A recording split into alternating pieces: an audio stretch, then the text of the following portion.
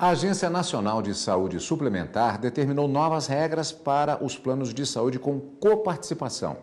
As condições e os limites impostos pela ANS começam a valer no fim do ano. A modalidade de coparticipação em franquias é diferente da regular. Nela, o consumidor paga um percentual pela realização de um procedimento. Pela nova regra, a cobrança não pode passar de 40% do valor total. Também foram previstos limites pagos ao mês e ao ano. O valor máximo a cada 30 dias não pode ser maior que a mensalidade do beneficiário. No anual, não pode ser superior a 12 meses de plano de saúde. Além disso, a cobrança da coparticipação e da franquia está proibida em mais de 250 procedimentos.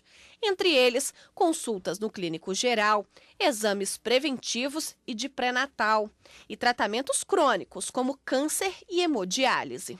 Segundo a ANS, a Agência Nacional de Saúde Suplementar, em 10 anos, a participação dessas duas modalidades de plano no mercado subiram de 22% para 52%. Em 2008, eram 24 milhões de beneficiários. Agora, são mais de 48 milhões. As novas regras entram em vigor no dia 28 de dezembro e só valem para contratos firmados a partir desta data. Para isto, o contrato deve ser claro. O consumidor precisa ser informado sobre os procedimentos e serviços que são isentos ou que possuem algum tipo de carência, a forma de aplicação dos percentuais e critérios de reajuste.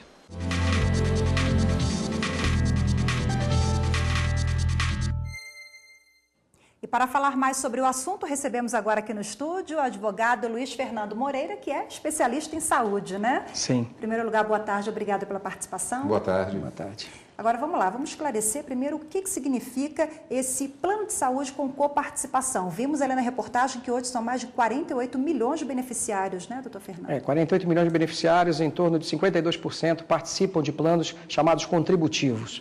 Ou seja, além da mensalidade, esses planos adotam chamados mecanismos de regulação financeira.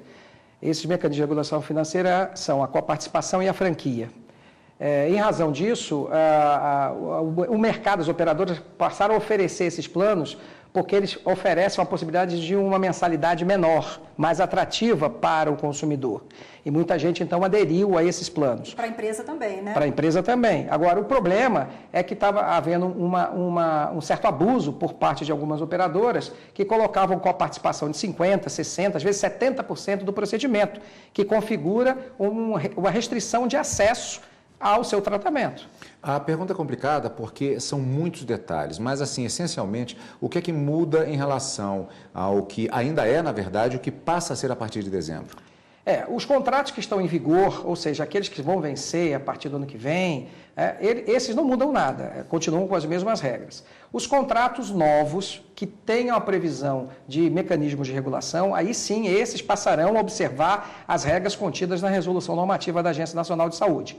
Ela estabeleceu 250 procedimentos que não vão ter cobrança de coparticipação ou franquia, especialmente com relação a consultas básicas, geriatra, pediatra, clínica geral, a exames, alguns exames, inclusive preventivos, exames de pré-natal e tratamento de doenças crônicas como hemodiálise, câncer e outras. Então, para esses casos, o consumidor não vai pagar, o beneficiário do plano de saúde não vai pagar nada. Para outros casos, sim. E a agência estabeleceu com a participação de até 40% nos procedimentos e franquia. Só para esclarecer, quando o senhor se refere a contratos novos, os que estão assinados, por exemplo, eu tenho um plano de saúde hoje, então fica valendo do mesmo jeito. Isso, ele tem uma data de validade. Mas quem assinar hoje já tem a perspectiva da regra de dezembro? Se estiver dentro de um contrato, até dezembro, se ele assinar hoje, seja um plano individual ou coletivo, prevalece as regras anteriores. A partir, sim, de dezembro, no final de dezembro... A assinatura. Aí, isso, na assinatura é o novo produto e, portanto, se esse produto observar mensalidade mais contribuição, né, de mecanismo de regulação, aí sim vai enquadrar na norma. Agora, esse tema é um assunto que preocupa muitos beneficiários, os segurados, né? Mas a gente tem aí um cenário positivo, né, em relação a baixar a mensalidade. A gente pode falar nisso nos próximos meses? Na verdade, a gente precisa examinar isso aí, né?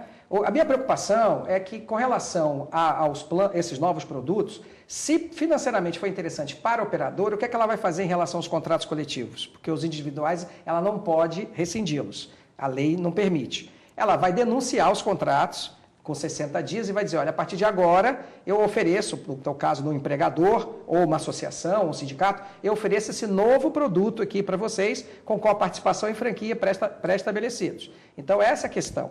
Se não for interessante, aí vai depender de cada caso, ao meu ver, a operadora vai avaliar aquele grupo de pessoas, porque ela avalia cada grupo de pessoas, ela não vai oferecer, ela vai continuar mantendo o contrato e renovando aquele contrato anterior, até ela começar a ter um risco de sinistralidade que a induza a fazer isso, entendeu? Então, isso vai depender de cada caso.